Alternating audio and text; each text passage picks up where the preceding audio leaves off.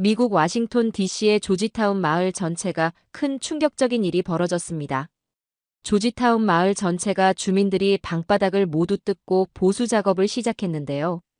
처음에 이 도시의 시장인 뮤리얼 엘리자베스가 각 주택과 아파트에 온돌 시스템을 도입하자는 제안을 하자 주민들은 듣도 못한 난방 시스템이라며 강력히 거부하더니 그들이 어째서 하루아침에 그들의 입장을 바꿨을까요? 그들이 바로 입장을 바꾼 그 놀라운 소식을 바로 전해드리겠습니다. 소식에 앞서 여러분 1초만 협조해주세요. 구독, 좋아요를 눌러주세요. 구독, 좋아요는 이 영상을 만드는데 큰 힘이 됩니다. 저는 짐 맥켄지, 워싱턴 DC에서 20년 경력의 건축 엔지니어입니다. 하버드 대학교 건축공학과를 수석으로 졸업한 저는 벽난로 설계 분야에서 꽤 이름을 날렸죠. 유럽의 유명한 모던 르네상스 건축상을 다 휩쓸었고 미국의 그린 뉴모델 건축위원회를 진두지휘했습니다. 미국 라스베가스에서 해마다 열리는 세계 친환경 건축 박람회에서 주강사로 유명하지요. 이쪽 분야에서는 세계적인 권위를 가지고 있고 자부심도 대단했습니다. 서양의 건축 기술이야말로 세계 최고라고 믿고 있었으니까요. 워싱턴의 겨울은 춥고 매섭습니다. 눈이 하늘에서 끊임없이 내리는 12월의 어느 날이었어요. 저는 사무실에서 또 다른 고객의 불만 전화를 받고 있었습니다. 맥켄지 씨, 당신이 설계한 벽난로는 앞쪽만 따뜻해요. 이런 컴플레인은 처음이 아니었습니다. 최근 몇 달간 비슷한 불만이 쏟아졌죠. 하지만 저는 완고했어요. 벽난로는 미국 가정의 상징입니다. 우리 조상들이 200년 동안 사용해 온 방식이에요. 개선할 필요가 있다면 벽난로를 더 크게 만들면 되죠. 전화를 끊고 창밖을 바라보니 눈이 더 심하게 내리고 있었습니다. 사무실 내 벽난로 앞에 앉아 있어도 뒷목이 서늘했어요. 제 고집을 아는 직원들은 아무 말도 하지 않았지만 그들의 눈빛에서 의문을 읽을 수 있었습니다. 집에 돌아가는 길, 차 안의 히터를 최대로 틀었지만 여전히 추웠어요. 리사, 제 아내는 제 고집에 한숨만 쉬었습니다. 하버드에서 최고 성적으로 졸업한 사람이 어떻게 이렇게 변화를 두려워하는지 모르겠어요. 세상은 계속 발전하고 있는데 당신은 여전히 200년 전 방식만 고집하고 있어요. 저는 아내의 말을 무시했습니다. 전통적인 가치를 지키는 것도 중요해. 미국 가정의 벽난로는 필수야. 그때 저는 미국 건축협회에서 한국 건축기술 연수 프로그램에 참여할 기회가 왔습니다. 솔직히 처음에는 큰 관심이 없었어요. 하버드에서 최고의 교육을 받은 제가 아시아 건축에서 무엇을 배울 수 있겠냐고 생각했으니까요. 난 벽난로 설계의 전문가야. 아시아 건축을 배워서 뭘 하겠어? 하지만 리사가 등을 떠밀었습니다. 새로운 아이디어를 접해봐요. 당신의 벽난로 고집은 이제 지겨워요. 하버드에서 배웠던 열린 사고는 어디 갔나요? 결국 저는 리사의 설득에 마지못해 동의했습니다. 짐을 꾸리며 여전히 의구심이 들었지만 어쩌면 새로운 시각을 얻을 수도 있겠다는 생각이 스쳤어요. 그렇게 저는 서울행 비행기에 몸을 실었습니다. 12시간의 비행 후 도착한 한국은 예상보다 추웠어요. 서울의 1월은 영하의 날씨였죠.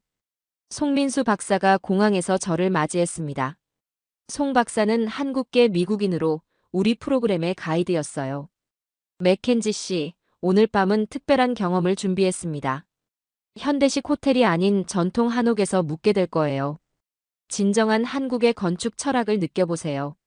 솔직히 저는 속으로 불평했습니다.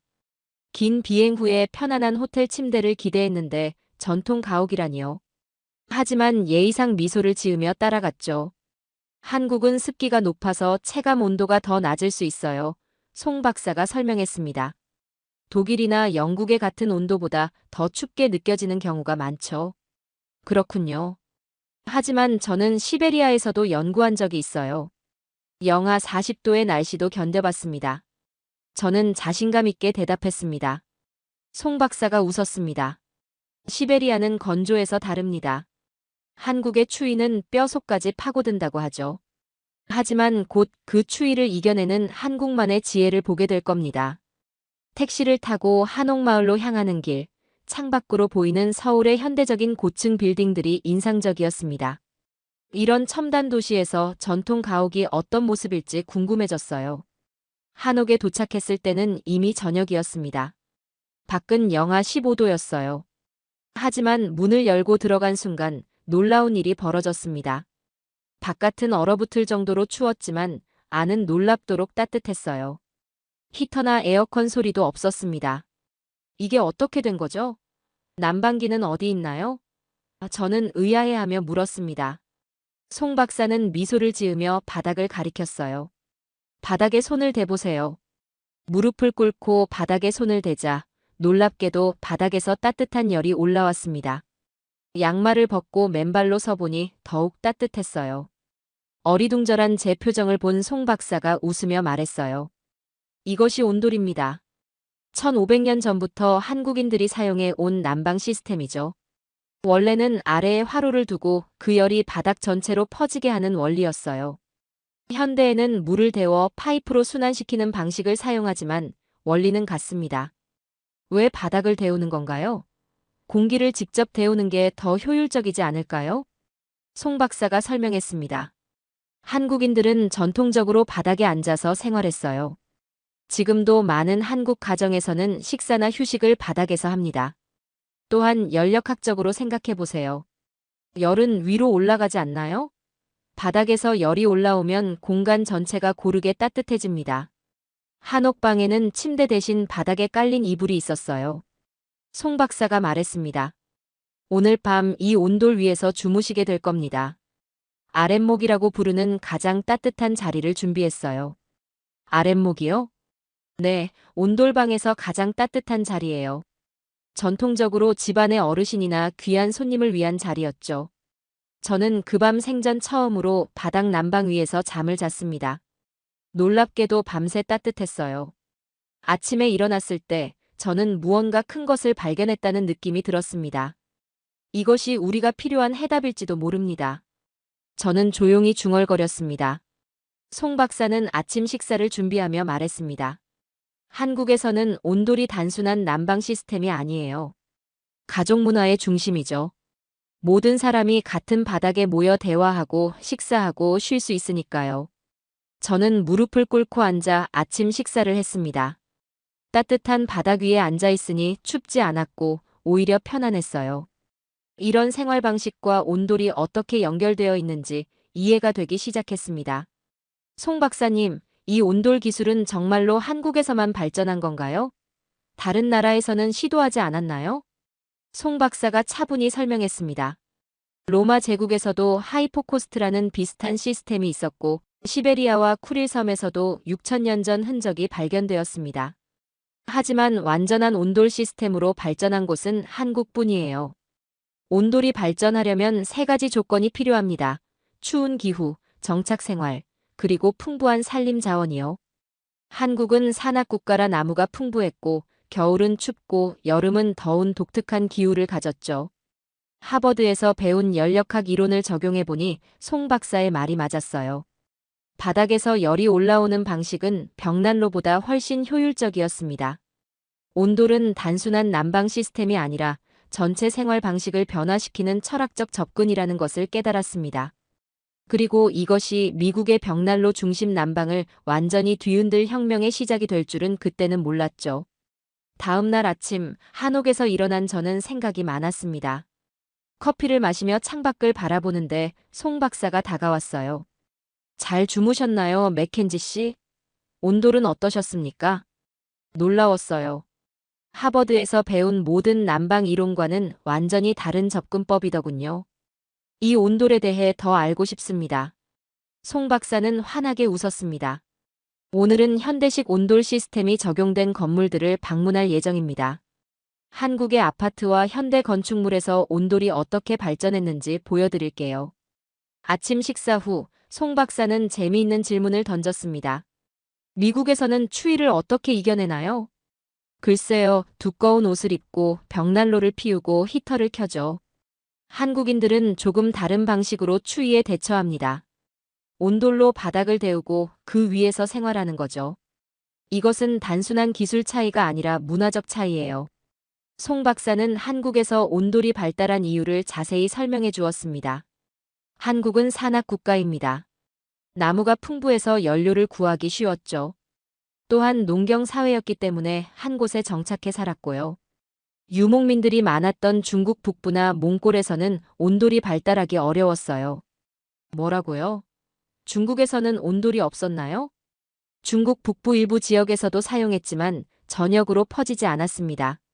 초원 지역이 많아 나무가 부족했고 소똥이나 말똥으로는 온돌을 효과적으로 운영할 만큼 충분한 열을 만들 수 없었거든요. 그날 하루 동안 저희는 서울 곳곳의 건물들을 돌아다녔습니다. 초고층 아파트부터 현대적인 사무실 건물까지 모든 곳에 온돌 시스템이 적용되어 있었어요. 가장 놀라웠던 것은 에너지 효율성이었습니다. 이 아파트 단지는 미국의 유사한 규모 건물보다 난방비가 약 30% 절감됩니다. 송 박사의 설명에 저는 깜짝 놀랐어요. 어떻게 그게 가능하죠?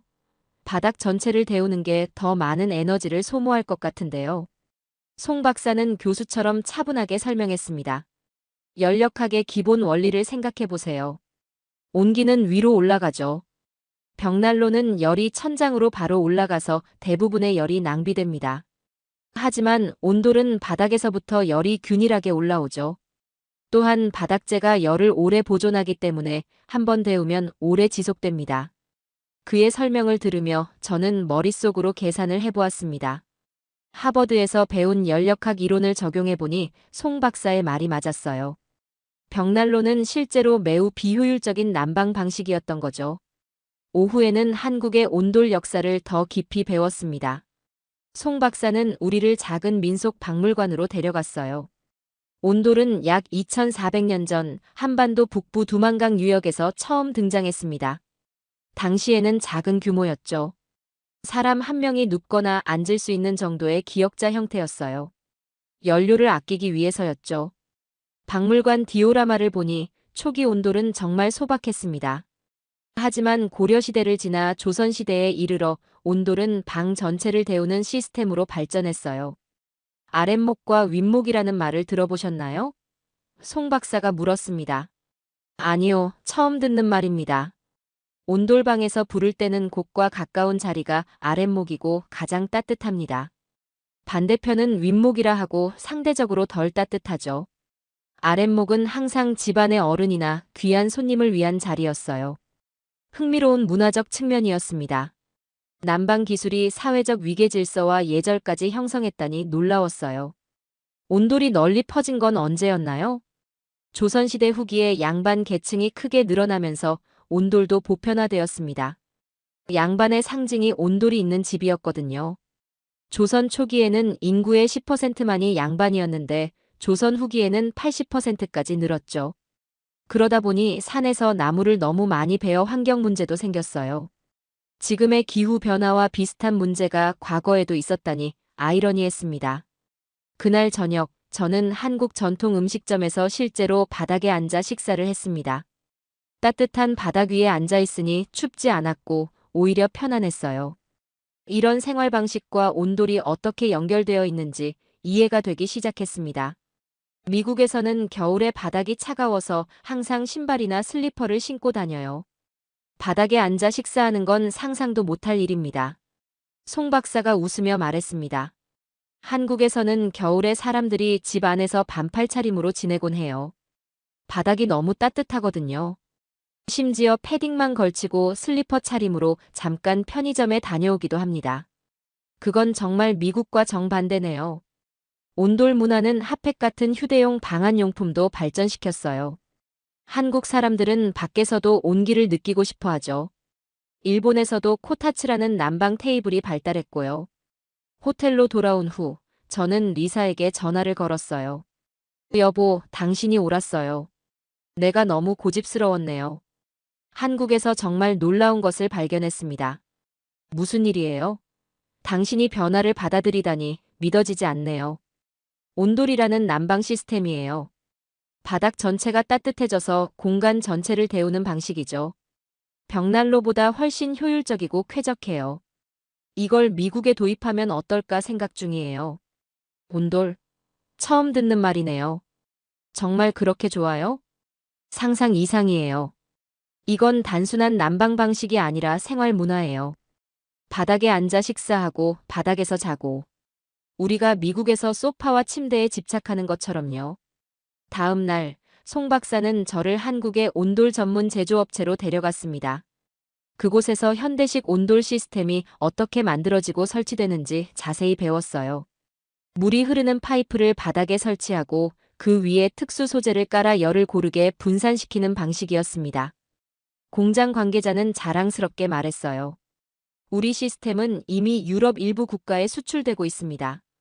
특히 북유럽에서 인기가 많아요. 유럽에서도 이미 도입하고 있다는 말에 저는 더욱 놀랐습니다. 미국의 건축가로서 제가 이것을 모르고 있었다니요. 하버드에서 최고의 교육을 받았다고 자부했던 제 지식에 큰 허점이 있었던 거죠. 저는 송 박사에게 물었습니다. 왜 미국에서는 이 시스템을 잘 모르는 걸까요? 송 박사는 신중하게 대답했어요. 미국은 독자적인 건축 문화와 기준이 있습니다. 또한 벽난로에 대한 문화적 애착이 강하죠. 하지만 에너지 비용이 계속 오르고 환경 문제가 심각해지면서 이제는 변화가 필요한 시점이 아닐까요? 그 말에 저는 깊이 공감했습니다. 귀국을 앞둔 마지막 날, 저는 결심했어요. 미국의 온돌 시스템을 도입하는 선구자가 되기로 한 것입니다. 송 박사님, 제가 미국에서 온돌을 도입하고 싶은데 도움을 주실 수 있을까요? 송 박사의 눈이 반짝였습니다. 물론이죠. 제 전공이 바로 온돌의 현대화와 해외 적용입니다. 미국 내 프로젝트에 참여할 수 있다면 영광이겠습니다. 비행기를 타고 워싱턴으로 돌아오는 내내 제 머릿속은 미국식 온돌 시스템을 개발하는 아이디어로 가득 찼습니다. 그러나 곧 현실의 벽에 부딪히게 될 줄은 그때는 몰랐죠. 워싱턴 DC로 돌아온 저는 바로 행동에 나섰습니다. 우선 제 회사 직원들에게 한국의 온돌 시스템을 소개했어요. 슬라이드 쇼를 준비하고 열정적으로 발표했지만 반응은 예상보다 차가웠습니다. 바닥 난방이라고요? 미국인들은 바닥에 앉지 않아요. 우리는 소파에 앉고 침대에서 자죠. 수석 디자이너가 의아한 표정으로 말했습니다. 게다가 미국 주택은 대부분 목조 건축이에요. 콘크리트 바닥이 아니라서 온돌 설치가 어려울 거예요. 다른 엔지니어가 지적했습니다. 저는 이런 반응에 좌절하지 않았어요. 우리는 미국 주택 구조에 맞게 시스템을 수정할 수 있습니다. 목조 바닥에도 설치 가능한 방법을 개발하면 돼요. 이건 혁신입니다. 생각을 바꿔야 합니다. 하지만 사무실 내 회의적인 분위기는 쉽게 바뀌지 않았습니다. 심지어 몇몇은 뒤에서 제가 한국에 가서 머리가 이상해졌다고 수군거렸어요. 하버드 출신이 동양의 이상한 아이디어에 빠졌다며 비웃었죠. 그래도 저는 포기하지 않고 리사와 함께 우리 집 지하실에 시범적으로 온돌 시스템을 설치하기로 했습니다. 송 박사에게 연락해 필요한 자재와 기술 지원을 요청했어요. 한국에서 자재를 보내드리겠습니다. 제가 직접 워싱턴으로 가서 설치를 도와드리고 싶네요. 송 박사의 답변에 저는 크게 용기를 얻었습니다. 한 달 후 송 박사가 워싱턴에 도착했고 우리는 함께 작업을 시작했어요. 미국 가정의 목조 구조에 맞게 몇 가지 조정이 필요했지만 결국 우리는 성공적으로 제 집 지하실에 온돌 시스템을 설치했습니다. 시스템을 가동시킨 첫날, 리사는 믿을 수 없다는 표정이었어요. 정말 놀랍네요. 지하실이 이렇게 따뜻할 수 있다니. 게다가 히터 소리도 없고 공기가 건조하지도 않아요. 저는 리사의 반응을 보며 더욱 확신했습니다. 온돌은 단순한 난방 시스템이 아니야. 생활 방식 자체를 바꿀 수 있는 혁명이라고. 성공에 고무된 저는 다음 단계로 나아갔습니다. 지역 건설 회사들과 미팅을 잡고 온돌의 장점을 설명하려 했지만 대부분의 회사들은 관심을 보이지 않았어요. 새로운 시스템을 도입하려면 비용이 많이 들어요. 게다가 고객들이 원하지도 않는걸요. 한 건설회사 매니저가 말했습니다. 제가 온돌의 에너지 효율성과 쾌적함을 강조해도 그들은 고개를 저었습니다. 미국인들은 따뜻한 바닥에 앉아 있는 걸 원하지 않아요. 우리는 소파와 벽난로가 있는 거실을 원하죠. 미국 주택시장의 보수성에 좌절하던 그때 마침내 작은 기회가 찾아왔어요. 친환경 건축을 전문으로 하는 작은 건설사의 CEO가 제 아이디어에 관심을 보였습니다. 흥미로운 개념이네요. 저희가 지금 소규모 아파트 단지를 계획 중인데 한 두 유닛에 시범적으로 적용해 볼 수 있을 것 같아요. 이 소식이 퍼지자 주택업계에 작은 파장이 일었습니다. 특히 빌 존슨, 워싱턴에서 가장 큰 건설회사 CEO가 갑자기 저를 만나자고 했어요. 기대를 안고 그의 사무실을 방문했지만 그가 원한 것은 협력이 아니었어요. 맥켄지 씨, 솔직히 말하겠습니다. 당신의 온돌 아이디어는 미국에서 절대 통하지 않을 거예요. 미국인들은 전통적인 난방 시스템을 원합니다. 벽난로가 없는 미국 가정이라니 상상이나 할 수 있겠습니까? 존슨은 유명한 보수파였습니다. 그는 미국 건설업계에서 상당한 영향력을 가진 인물이었고 그의 반대는 큰 장벽이었어요. 존슨 씨, 혁신은 언제나 저항에 부딪힙니다. 하지만 결국엔 더 나은 기술이 승리하죠. 온돌은 에너지 효율적이고 쾌적합니다. 미국인들이 경험하면 분명 선호할 거예요. 그는 비웃었습니다. 그럼 증명해 보세요. 같은 규모의 두 가지 주택을 지어서 비교 실험을 해보는 건 어떻습니까? 벽난로가 있는 전통적인 미국 주택과 당신의 온돌 시스템이 있는 주택을요. 그 결과로 시장이 판단할 겁니다. 도전 정신이 불타오른 저는 즉시 대답했어요. 좋습니다. 그 제안을 받아들이겠습니다. 사무실을 나온 후 저는 이 도전이 얼마나 어려울지 깨달았습니다. 자금, 부지, 인력 모두 부족했어요. 하지만 제게는 확신과 열정이 있었습니다. 그리고 무엇보다 송 박사와 리사의 지지가 있었죠. 그날 저녁 저는 송 박사와 함께 전략을 세웠습니다. 우리에겐 자금이 필요해요. 벤처 캐피털이나 친환경 에너지 투자자들에게 접근해 봐야 할 것 같습니다. 송 박사는 고개를 끄덕였어요. 제가 한국의 투자자들도 알아볼게요. 그리고 워싱턴에 있는 한인 사업가들도 도움이 될 수 있을 거예요. 우리가 증명해야 할 것은 온돌이 단순히 더 따뜻하다는 것뿐만 아니라 더 효율적이고 건강하며 환경 친화적이라는 것입니다. 온돌의 문화적 측면도 미국인들에게 어필할 수 있을 거예요. 송 박사는 생각에 잠겼다가 말했습니다. 제가 서울대 동료 교수들에게 연락해 볼게요. 온돌의 역사와 과학에 대한 연구 데이터를 수집하면 투자자들을 설득하는 데 도움이 될 거예요. 리사도 도울 방법을 찾았습니다. 내가 근무하는 잡지사에서 한국 온돌에 관한 특집 기사를 실을 수 있을 것 같아요. 독자들에게 이 개념을 소개하는 거죠. 저는 두 사람의 도움에 깊이 감사했습니다. 미국 건축계를 뒤흔들 온돌 혁명을 위한 저의 도전은 이제 막 시작되었습니다. 어느 날 저녁, 저는 새로 설치한 온돌 바닥 위에 앉아 생각에 잠겼습니다. 지금까지의 인생에서 이렇게 확신에 차 있었던 적이 없었어요.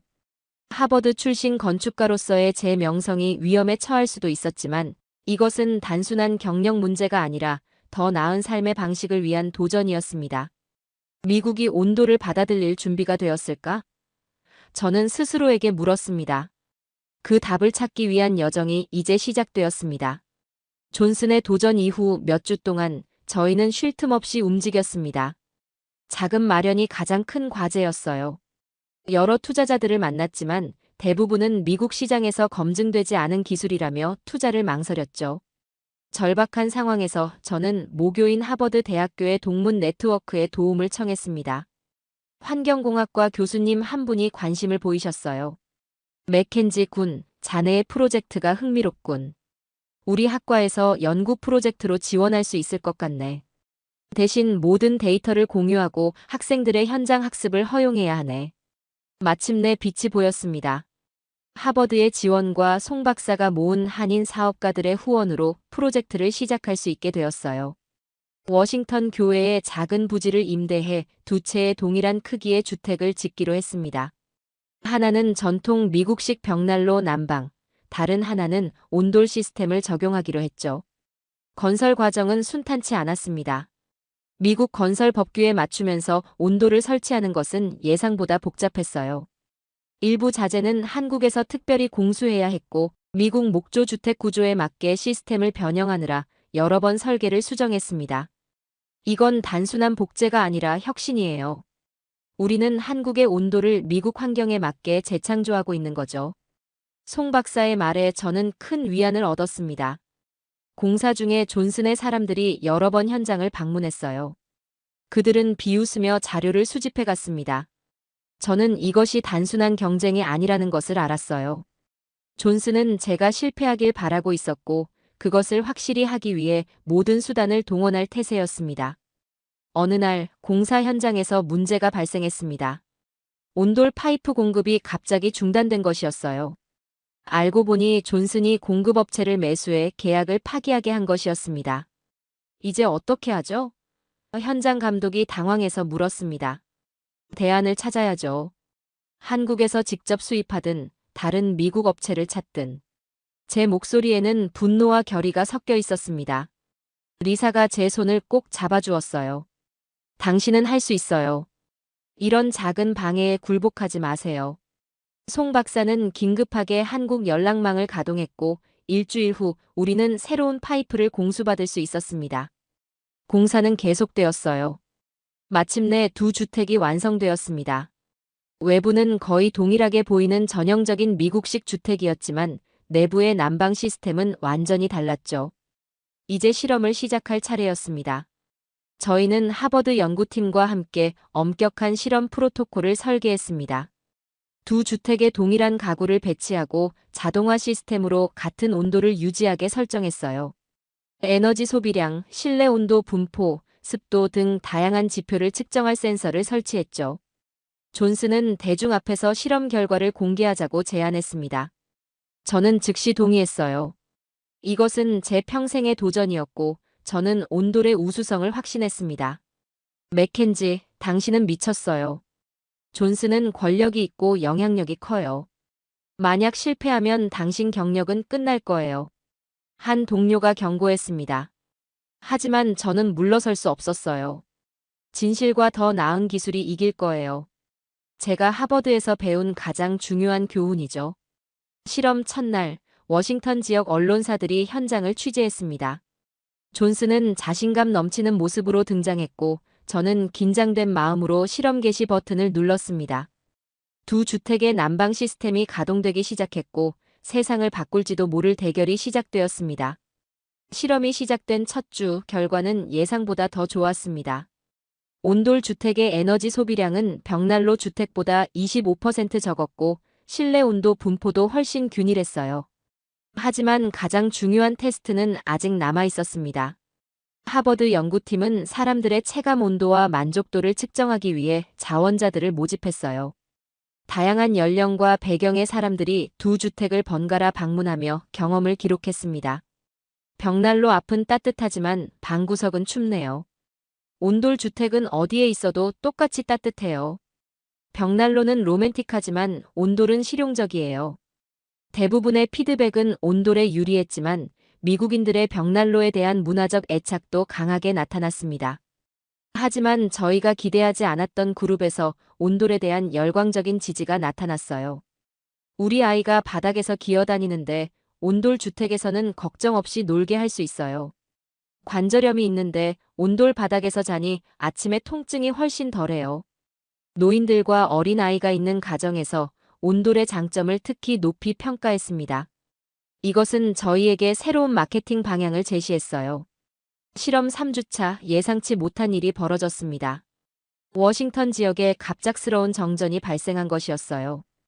두 주택 모두 전력 공급이 중단되었고 이것이 온돌과 벽난로의 진정한 시험대가 되었습니다. 정전 후 벽난로 주택은 4시간 만에 실내 온도가 급격히 하락했어요. 반면 온돌 주택은 열을 저장하는 바닥 덕분에 12시간이 지나도 상대적으로 쾌적한 온도를 유지했습니다. 이 결과는 특히 비상 상황에서 온돌의 우수성을 극명하게 보여주었어요. 하버드 연구팀장은 이 점을 강조했습니다. 이건 단순한 효율성 문제가 아니라 안전 문제예요. 극한 기후 상황에서 온돌은 생명을 구할 수도 있습니다.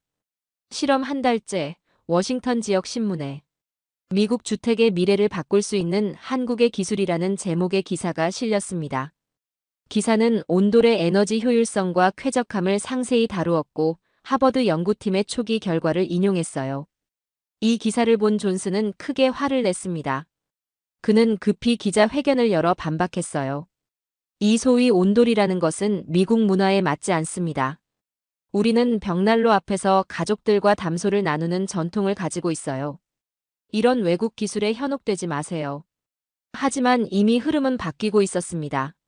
실험 결과는 명백했고 실제 체험한 사람들의 증언은 강력했어요. 저는 존슨의 반발이 시장을 설득하는데 큰 장애물이 되지 않을 것이라 확신했습니다. 그리고 마침내 우리의 실험이 완료되고 최종 보고서를 발표할 날이 다가왔습니다. 그날의 결과가 미국 주택시장의 미래를 결정할 것이었어요. 실험은 예상보다 훨씬 더 극적인 결과를 가져왔습니다. 첫 주가 지난 후 데이터는 온돌 시스템의 우수성을 명확하게 보여주기 시작했어요. 에너지 소비량은 벽난로 주택보다 28% 적었고 실내 온도 분포는 훨씬 균일했습니다. 이건 단순한 숫자가 아니에요.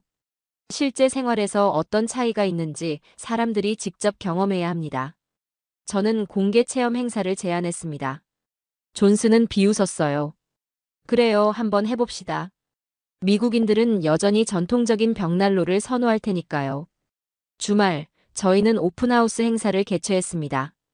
워싱턴 시민들을 초대해 두 주택을 번갈아 방문하게 했어요. 행사는 기대 이상으로 성공적이었습니다. 200명이 넘는 사람들이 방문했고 그들의 반응은 압도적이었죠. 이건 정말 놀라워요. 바닥이 따뜻하니 발이 편안하고 방 전체가 고르게 따뜻해요. 벽난로 집은 난로 앞만 따뜻하고 구석은 춥더라고요. 이 온돌집은 어디든 똑같이 따뜻해요. 특히 어린 아이들을 둔 부모들의 반응이 뜨거웠습니다. 바닥에서 노는 아이들에게 온돌은 완벽한 난방 시스템이었어요. 우리 아이가 바닥에서 기어다니는데 벽난로 집에서는 바닥이 너무 차가워서 담요를 깔아야 했어요. 하지만 이 집은 아이가 어디서든 편안하게 놀 수 있네요. 한 노인 방문자는 특히 감동적인 이야기를 들려주었습니다. 저는 관절염이 심해요. 추운 겨울이면 아침에 일어나기가 너무 고통스럽죠. 하지만 이 온돌 바닥에서 하룻밤 자고 나니 통증이 훨씬 덜합니다. 이건 약이 아니라 기적이에요. 송 박사는 방문객들에게 온돌의 역사와 문화적 의미를 설명해 주었습니다. 온돌은 단순한 난방 시스템이 아니라 가족 문화의 중심이었어요. 한국에서는 아랫목이라 불리는 온돌방에서 가장 따뜻한 자리는 항상 어르신들을 위한 자리였죠. 행사 도중 흥미로운 일이 벌어졌습니다. 방문객들이 온돌 주택에서는 자연스럽게 신발을 벗고 바닥에 앉거나 눕기 시작한 것이었어요. 누구의 지시도 없었는데 온돌의 따뜻함이 사람들의 행동 방식을 변화시켰던 거죠. 이상하게도 바닥에 앉으니 편하네요. 평소에는 이렇게 하지 않는데. 한 방문객이 놀라워했습니다. 저는 그들에게 한국에서의 경험을 들려주었어요. 한국에서는 사람들이 집에서 반팔 차림으로 지내곤 해요. 바닥이 너무 따뜻해서요. 심지어 추운 겨울에도 패딩만 걸치고 슬리퍼 차림으로 편의점에 다녀오기도 합니다. 방문객들은 그 이야기에 웃었지만 온돌 주택을 체험한 후에는 그 모습이 상상이 됐다고들 했습니다. 행사가 끝난 후 지역 신문사 기자가 저희에게 다가왔습니다. 온돌 시스템에 대한 기사를 쓰고 싶은데요. 이건 혁명적인 것 같아요. 그 기사가 다음 날 지역 신문 일면에 실렸습니다. 미국 주택 난방의 혁명, 한국의 온돌 시스템, 워싱턴에서 호평받다. 기사는 온라인에서 빠르게 퍼졌고 곧 전국 매체들도 관심을 보이기 시작했어요. 환경 분야 유명 기자가 직접 전화를 걸어왔습니다. 맥켄지 씨, 온돌이 미국 가정의 에너지 소비를 획기적으로 줄일 수 있다면 이는 단순한 건축 트렌드가 아니라 기후변화 대응의 일부가 될 수 있겠네요. 이런 관심은 존슨을 당황하게 만들었습니다. 그는 급히 기자회견을 열어 반박했어요. 이 소위 온돌이라는 것은 미국 문화에 맞지 않습니다.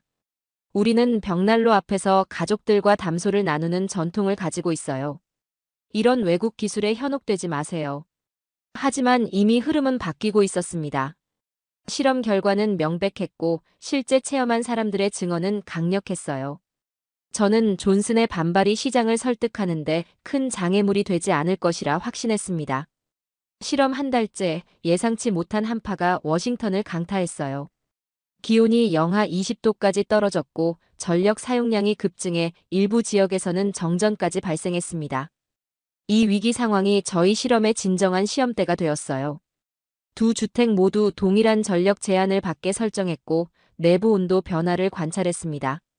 결과는 충격적이었어요. 벽난로 주택은 전력 공급이 제한된 후 4시간 만에 내부 온도가 크게 하락했습니다. 반면 온돌 주택은 12시간이 지나도 쾌적한 온도를 유지했어요. 이건 단순한 효율성 문제가 아니라 안전 문제예요. 극한 기후 상황에서 온돌은 생명을 구할 수도 있습니다. 하버드 연구팀장이 강조했습니다. 저희는 온돌 시스템이 바닥재 아래 열을 저장하는 방식에 주목했어요. 이는 갑작스러운 정전 상황에서도 장시간 열을 유지할 수 있는 중요한 이점이었습니다.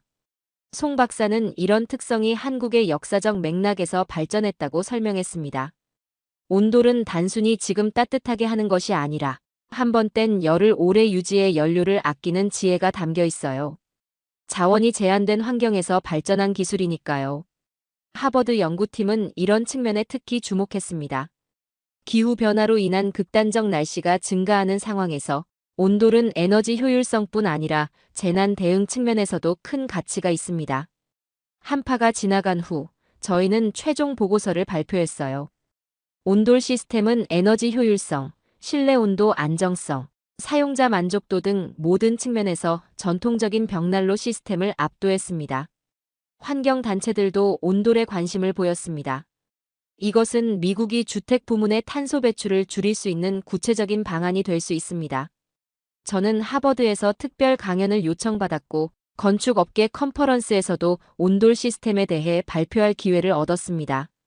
처음에는 저를 비웃었던 동료들도 이제는 관심을 보이기 시작했어요. 존슨은 더 이상 공개적으로 반박하지 않았어요. 대신 그는 조용히 저를 만나자고 요청했습니다. 이 만남이 온돌의 미국 진출의 결정적인 전환점이 될 것임을 그때는 알지 못했죠. 존슨과의 비밀 만남은 제가 상상했던 것과는 완전히 달랐습니다. 그의 사무실에 들어서자마자 놀라운 광경을 목격했어요. 벽난로의 대부, 전통 난방의 수호자였던 빌 존슨이 바닥에 앉아 있었던 겁니다. 그것도 작은 전기 온열 매트 위에서요. 맥켄지 씨, 들어오세요. 이 바닥 난방 매트, 꽤 괜찮네요. 중국에서 수입한 건데. 저는 웃음을 참으며 대답했습니다. 존슨 씨, 그건 온돌의 조악한 모방품에 불과해요. 진짜 온돌은 경험해 보셔야 합니다. 존슨은 자리에서 일어나 창문 쪽으로 걸어갔어요. 솔직히 말하겠습니다. 당신이 이겼어요. 우리 회사 마케팅팀에서 온돌 프로젝트에 관한 설문조사를 했는데 응답자의 78%가 온돌을 자신의 집에 설치하고 싶다고 답했습니다.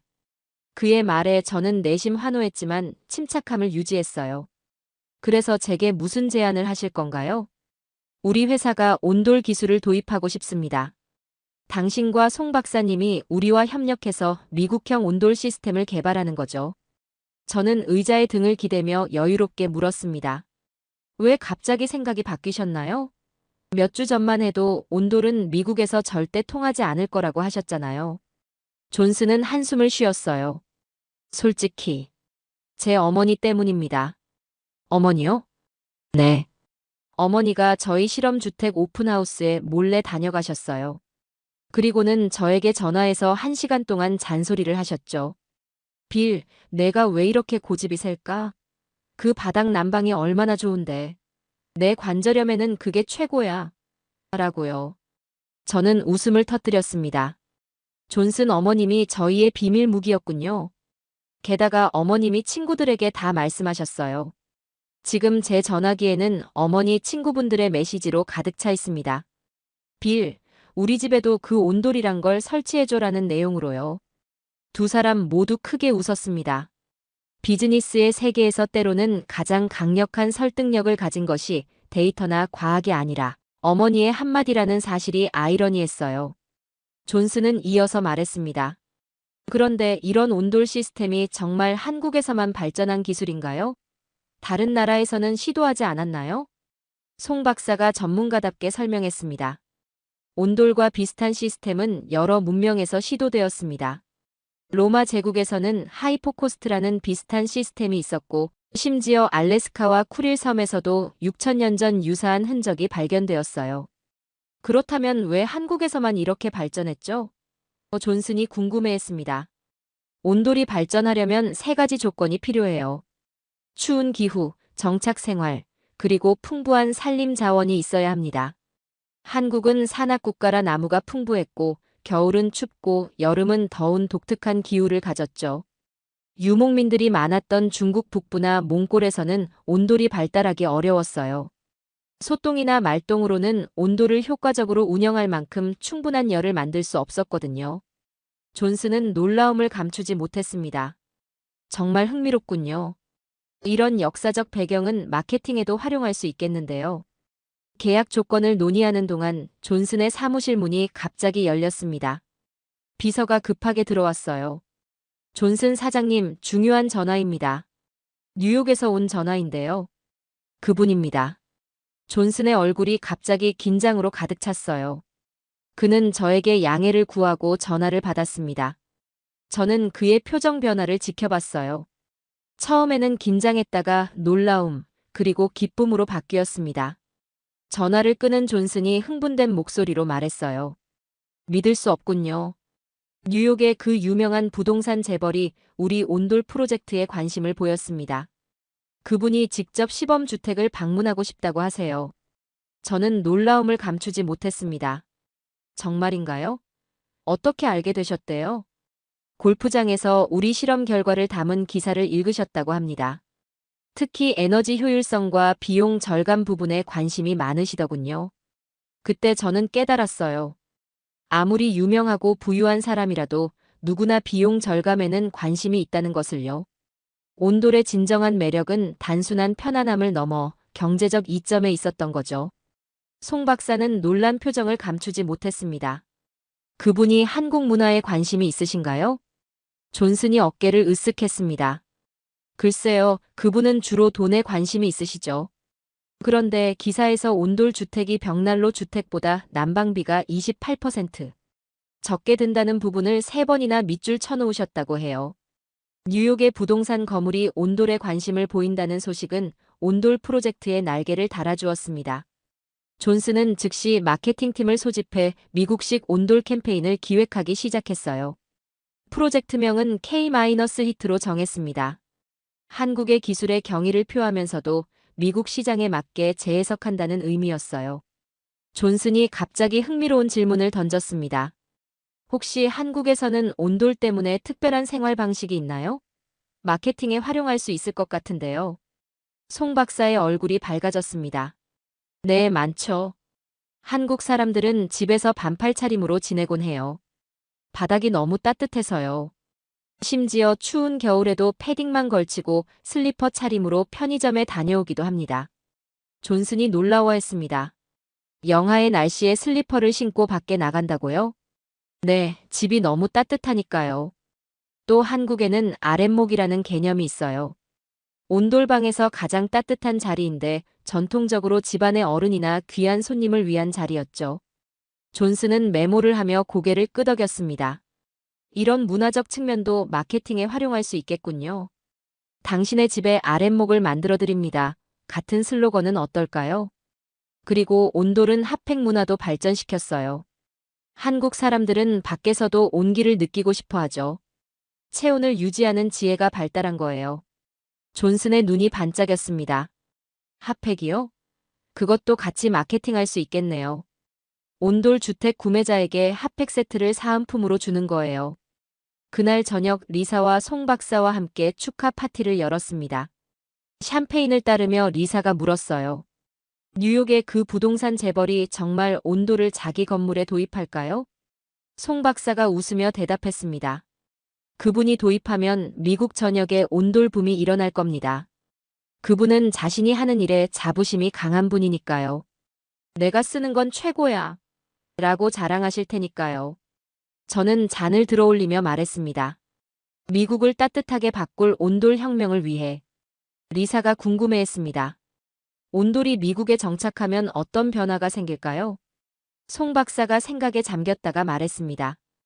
아마도 가구 디자인부터 바뀔 거예요. 바닥이 따뜻하니 사람들이 더 낮은 가구를 선호하게 될 테고 집에서 신발을 벗는 문화도 생길 수 있어요. 그리고 집에서 반팔 반바지 차림으로 지내는 문화도 생기겠죠. 저는 웃으며 말했습니다.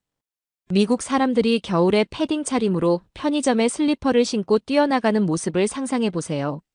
송 박사가 농담했고 우리 모두 웃음을 터뜨렸습니다. 그때는 몰랐습니다.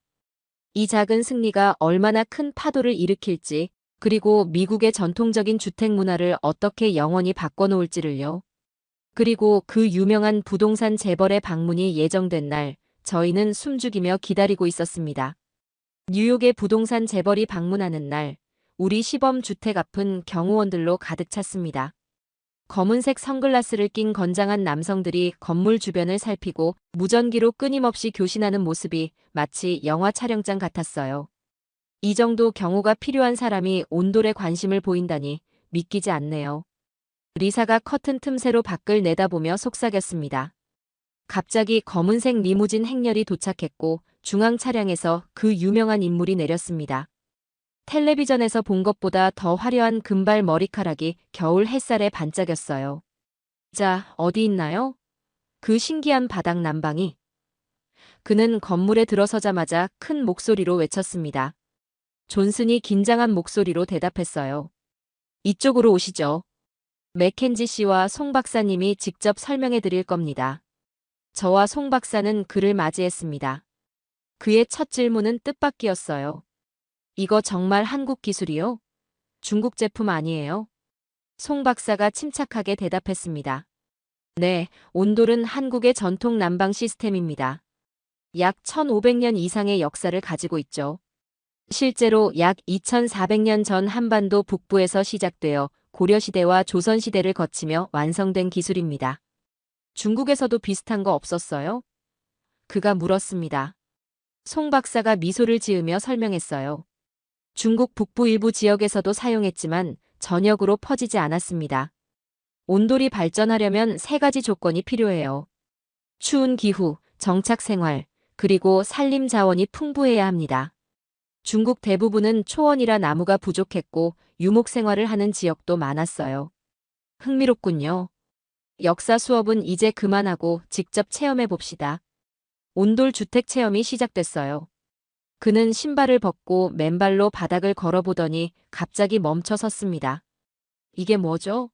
바닥에서 열이 올라와요. 이건 마법인가요? 저는 미소를 지으며 온돌의 원리를 설명했습니다. 바닥 아래에 관이 지나가고 그 안에 뜨거운 물이 순환하면서 열이 위로 올라오는 구조입니다. 한국에서는 이것을 구들이라고도 불러요. 그는 고개를 끄덕이는 척했지만 기술적인 설명보다는 체험 자체에 더 관심이 있어 보였어요. 갑자기 그는 바닥에 앉더니 누워버렸습니다. 경호원들이 놀라서 달려왔지만 그는 손을 들어 제지했어요. 이거 정말 편하네요. 내 뉴욕 펜트하우스 바닥은 대리석이라 겨울엔 얼음장 같은데 이건 정말 천국 같아요. 송 박사가 미소 지으며 말했습니다. 한국에서는 아랫목이라고 해서 온돌방에서 가장 따뜻한 자리가 있어요. 보통 그 자리는 집안의 어른을 위한 자리였죠. 아랫목? 그가 관심을 보였습니다. 네, 온돌은 단순한 난방이 아니라 한국 가족 문화의 중심이었습니다. 가족들이 따뜻한 바닥에 모여 이야기를 나누고 함께 식사하고 잠을 자죠. 그는 놀라워하며 주변을 둘러봤어요. 이건 단순한 난방 시스템이 아니군요. 생활 방식 자체를 바꾸는 거네요. 장난기 가득한 표정으로 그가 물었습니다. 이런 거 골프장 클럽하우스에도 설치할 수 있나요? 송 박사가 대답했어요. 물론입니다.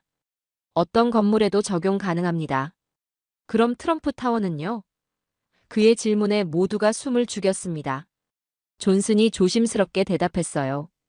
기술적으로는 가능합니다만 기존 건물 리모델링은 새 건물보다 비용? 내가 언제 비용 때문에 최고의 것을 포기했나? 그가 웃으며 말했습니다. 내 건물은 항상 최고여야 해요. 온돌입니다. 송 박사가 조용히 알려드렸어요. 그래, 온돌. 멋진 이름이네. 한국적인 느낌이 물씬 나요. 내 다음 프로젝트에 이걸 도입하겠어요. 존슨의 얼굴이 환하게 빛났습니다.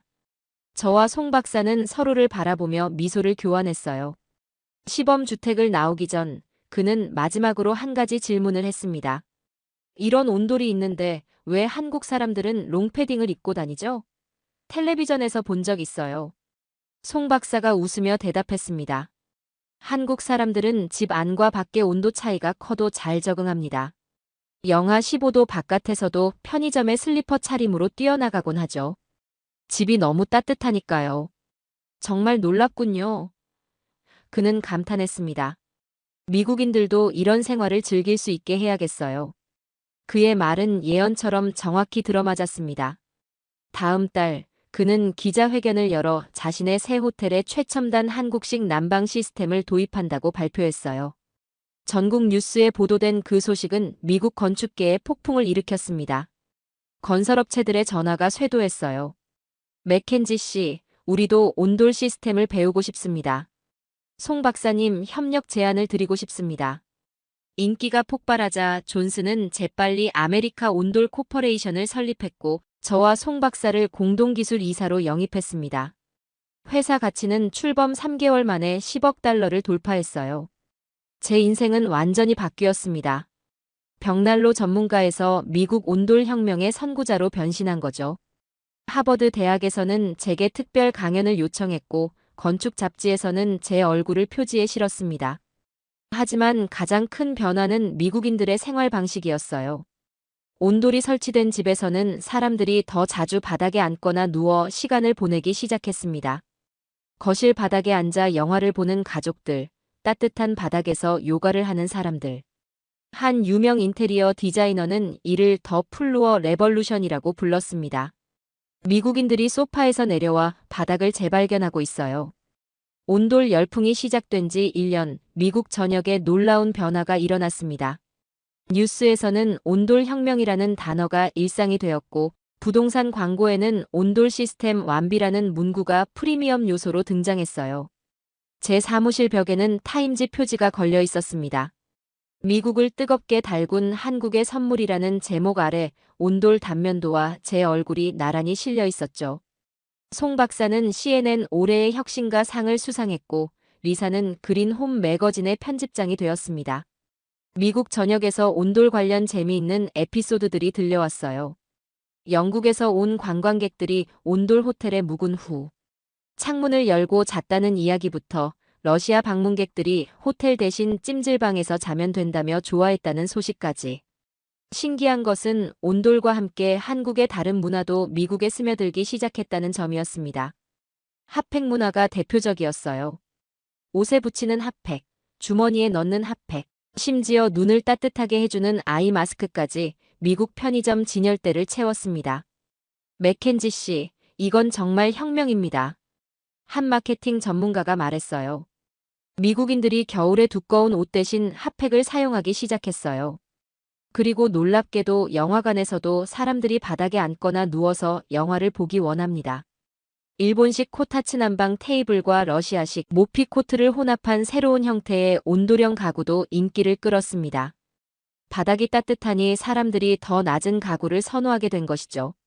그러던 어느 날, 송 박사가 재미있는 연구 결과를 들고 찾아왔어요. 맥켄지 씨, 온돌 사용 가정의 가족 관계가 개선되었다는 연구 결과가 나왔습니다. 바닥에 모여 앉아 시간을 보내다 보니 대화가 늘었다고 해요. 이 연구 결과는 ABC 뉴스의 저녁 뉴스에 보도되었고, 온돌이 깨진 미국 가정을 다시 모으다라는 제목으로 큰 화제가 되었습니다. 자동차 산업에서도 혁명은 계속되었어요. K-히트 시트를 장착한 전기차가 출시되었습니다. 핵심 기술은 차량 시트에 온돌 원리를 적용한 것이었죠. 이 차량은 전통적인 히터보다 에너지 효율이 30% 높아 배터리 수명을 크게 연장했어요. 온돌 기술 덕분에 전기차의 최대 약점인 겨울철 주행거리 단축 문제가 해결되었습니다. 자동차 리뷰어들이 극찬했어요. 겨울 스포츠 업계에서도 변화가 일어났습니다. 온돌 스키 리조트가 문을 열었어요. 스키장 로지의 바닥 전체가 온돌 시스템으로 따뜻해진 것이죠. 유럽에서 온 관광객들은 이것을 경험하고 놀라워했습니다. 독일에서는 상상할 수 없는 일이에요. 추운 날씨에 스키를 타고 와서 바닥에 누워 따뜻함을 느낀다니. 독일에서 온 관광객이 말했습니다. 환경운동가들도 온돌에 관심을 보였어요. 온돌은 현대 사회의 환경 문제를 해결할 열쇠입니다. 효율적인 에너지 사용으로 탄소 배출을 줄이고 화석 연료 의존도를 낮출 수 있어요. 온돌의 성공은 다른 한국 문화에 대한 관심으로 이어졌어요. 미국 전역에 K열풍이 불었습니다. 아이러니하게도 짐 맥켄지가 한국 문화의 전도사가 된 것이죠.